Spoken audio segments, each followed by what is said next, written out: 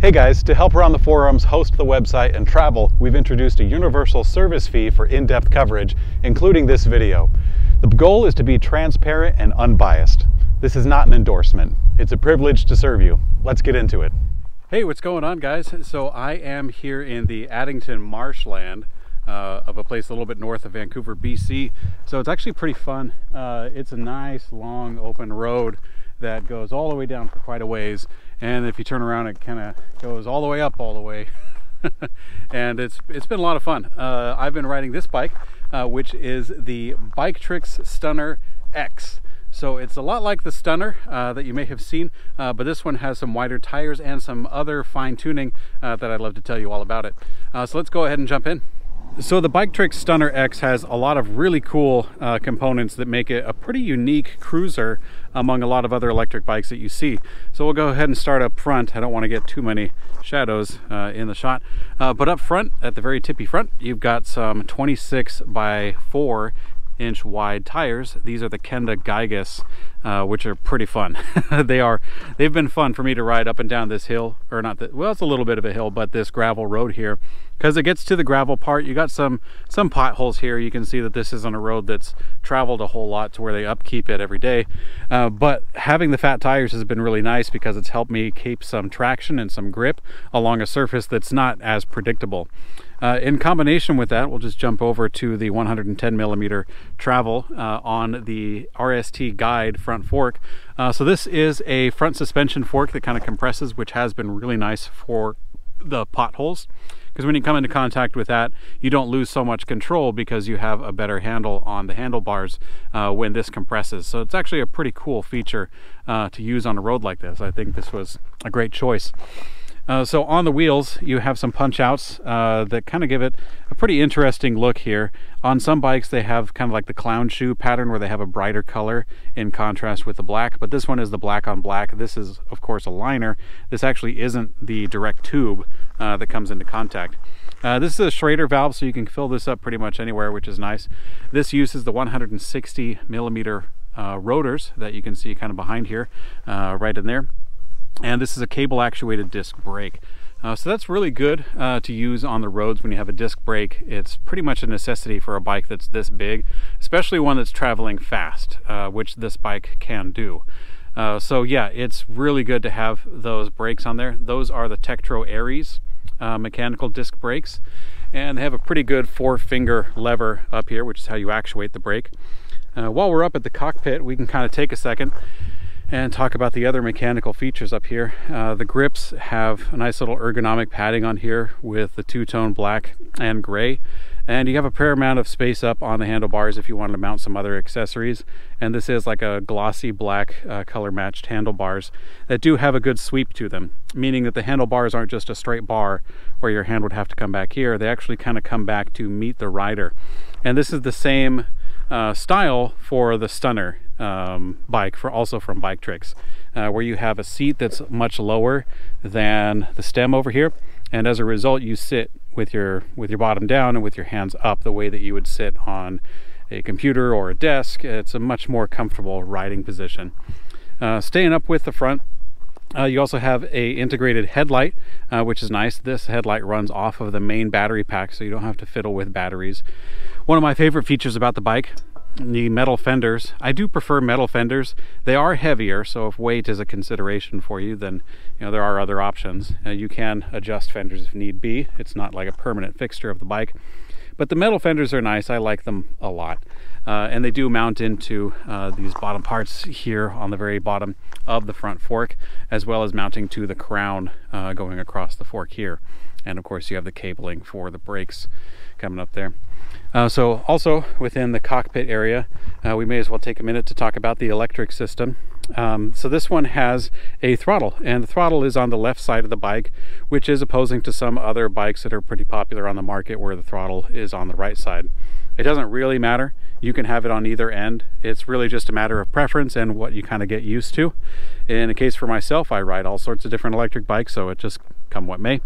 But also with the throttle on the left-hand side, you also have the electric controls for pedal assist and your main power and mode buttons.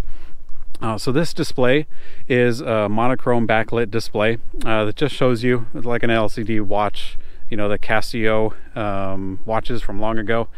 So the plus button increases the pedal assist level right there in the middle, easy readout. When you press the minus button, that will lower the pedal assist level, which also lowers the assisted top speed for the throttle.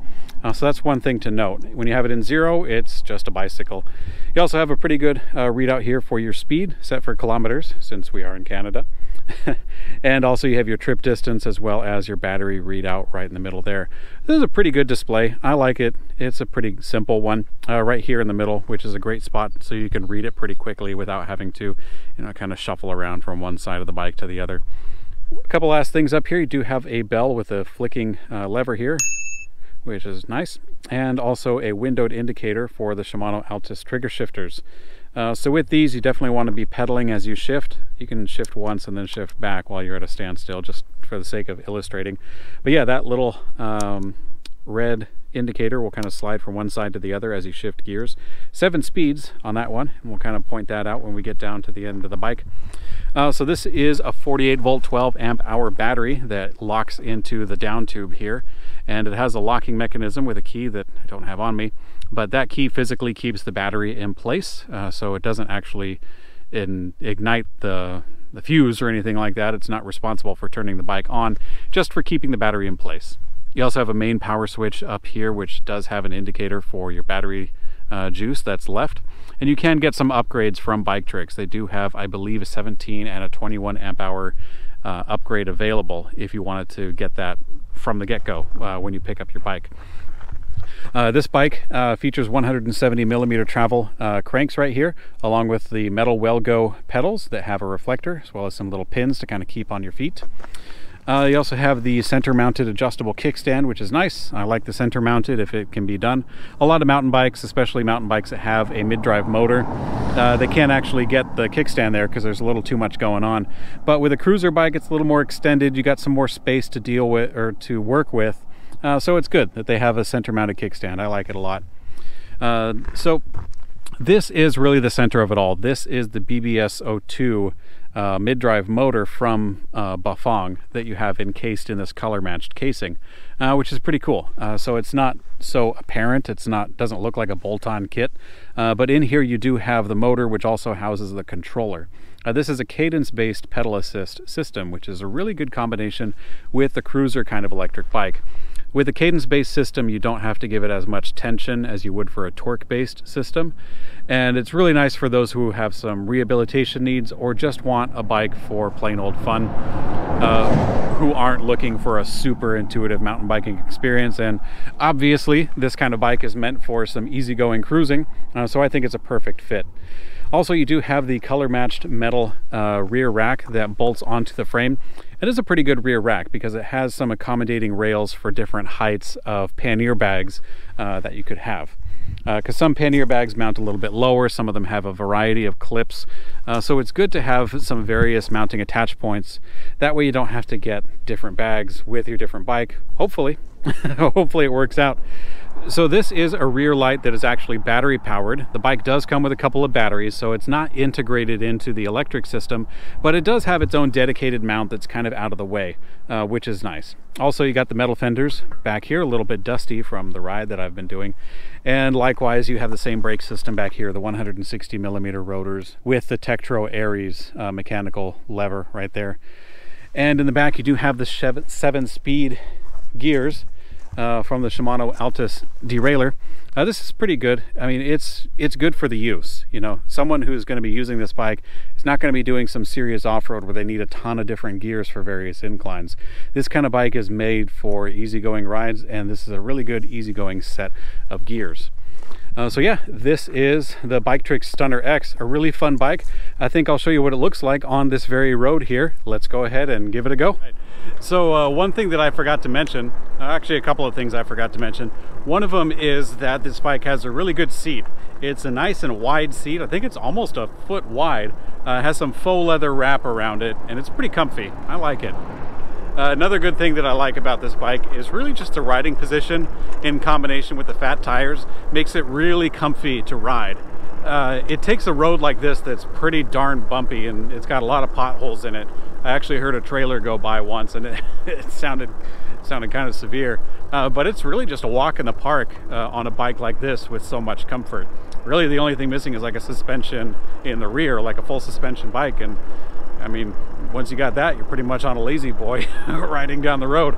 But this is great. I think it's a lot of fun. So with a bike like this, you're really going to be opening up a lot of new paved trails. I wouldn't really take it off road so much if you're going to do anything heavy, and the reason for that is primarily the riding position. The components aren't that bad. This motor can totally put out a lot of power. These gears don't have a huge selection, but really the riding position is what's going to get you, because you're not going to have a whole lot of weight up on the front of the bike, and as a result you're not going to be able to get the kind of traction that you would need to really go up a steep hill. So yeah, I wouldn't take this too much off-road, but you could do some light stuff. Like what we're doing now is actually a really good use for the bicycle. I'm in pedal assist level 2, and let's see, I put it in 5th gear, and yeah, I'm at a pretty good cruising speed. And when we get into the off-road, onto the gravel and grass a little bit right here, then this is great. This feels pretty comfy, so the bike is pretty well equipped for something like this. And so if this is the kind of riding that you want to be doing, then yeah, this bike can do it. Piece of cake. Could probably do a little bit more, but yeah, I think it's great.